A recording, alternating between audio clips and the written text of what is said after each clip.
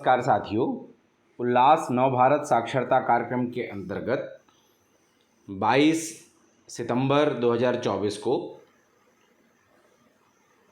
बुनियादी मूल्यांकन साक्षरता परीक्षा आयोजित होने जा रही है। इस परीक्षा के परिणाम की एंट्री हमें मोबाइल ऐप और पोर्टल पर ही करना है। तो ये प्रक्रिया हम देखेंगे कि किस तरीके से इसकी एंट्री होगी।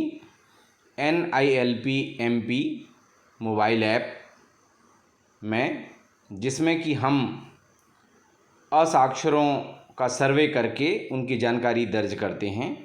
इसी ऐप में कोई भी शिक्षक लॉगिन कर सकते हैं और अशासकीय विद्यालय अपने PSID से लॉगिन कर सकते हैं, शिक्षक अपने यूनिक ID से लॉगिन कर सकते हैं, अक्षर साथी जो उनको ID उपलब्ध कराई गई है उस ID से लॉगिन कर सकते हैं।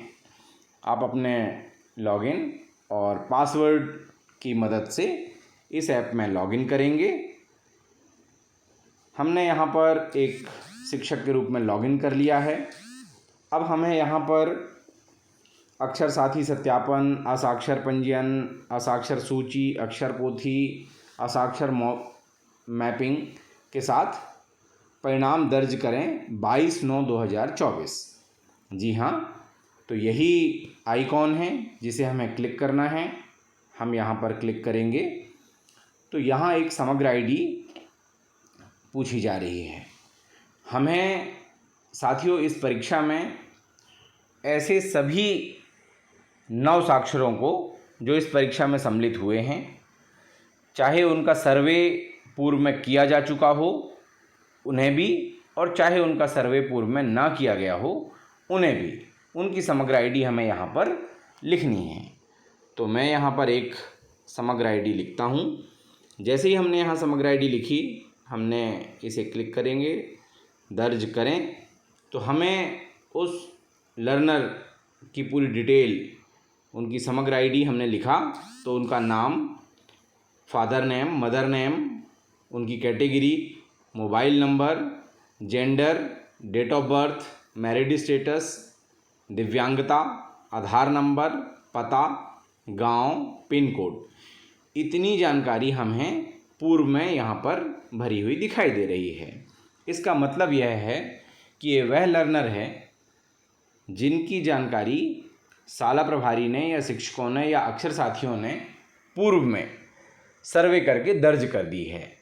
इनकी जानकारी हमारे पास पहले से ऐप में दर्ज होने के कारण ये पूरी जानकारी यहाँ पर आ गई।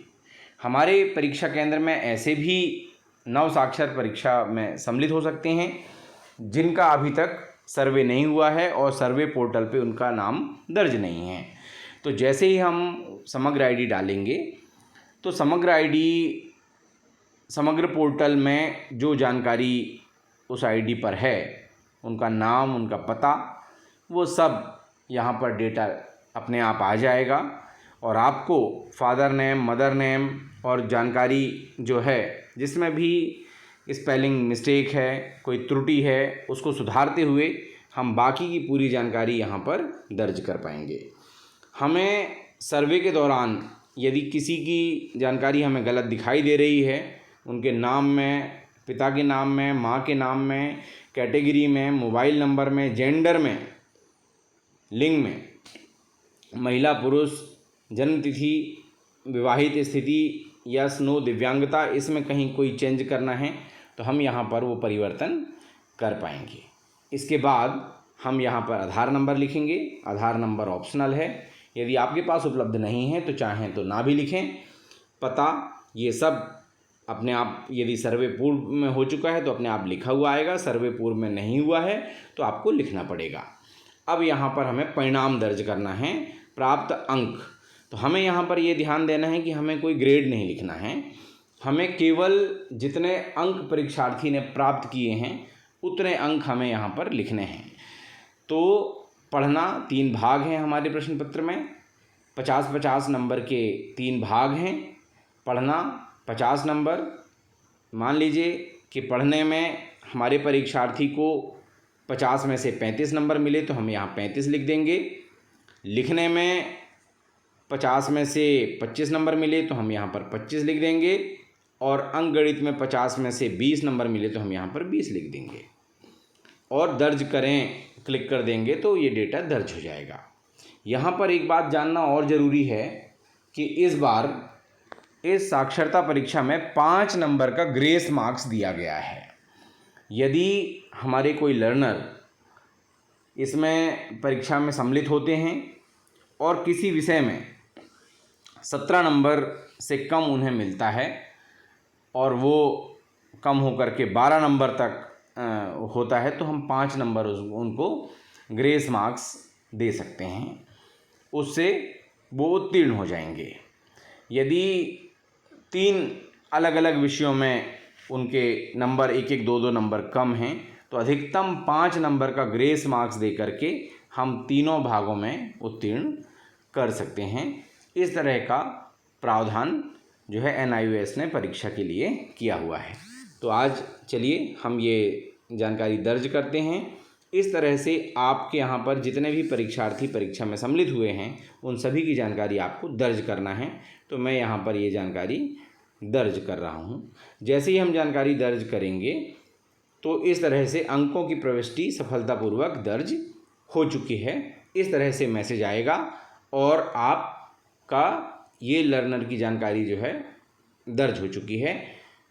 अब इसे हम चेक भी कर सकेंगे परिणाम देखें में, और हम जैसे ही यहाँ जाएंगे तो हमारे लर्नर का नाम, उनका प्राप्तांक और परीक्षा परिणाम उत्तीर्ण ये यहाँ पर लिखा हुआ दिखाई देगा। इस तरह से जितने लर्नर हम दर्ज करते जाएंगे उनकी सूची इसमें आती जाएगी।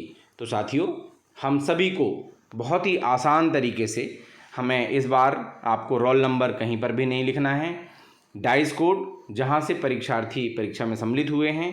एक बात और बहुत महत्वपूर्ण है कि आप वर्तमान में जिन नवसाक्षरों की एंट्री या असाक्षरों की एंट्री जिस डाइस कोड में हुई है, परीक्षा परिणाम भी उसी डाइस कोड में दर्ज किया जाएगा।